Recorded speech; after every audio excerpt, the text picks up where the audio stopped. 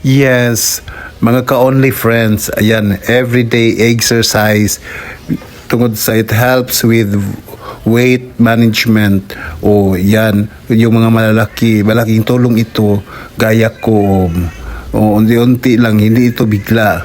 O unti-unti exercise at saka yung stretching, ayan, exercise lang. So, tamang exercise. So, kailangan yung yung step mo, kailangan hindi pwede kara-kara, hindi pwede yung magmamadali palagi.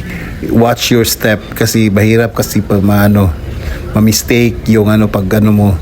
So ayan, hangga't la exercise para madali yung paralisa mo. Ayan. So yan, exercise lang. Ayan, sus banat. Ayan, mga ka-only friends, iba talaga pag exercise. Yung left side ko yun ang natamaan ng paralisa. So, unti-unti makaka-recover din. Ayan. Kaya yung hindi pa panood na kayo sa exercise at gawin niyo, lalo na yung madali ma-paralyze. Ayun. At saka yung mga paralisa, huwag kayo mag ng pag-asa. Kailangan na exercise para madali maka-recover. Ayan. Yun lang. So, please watch my vlog.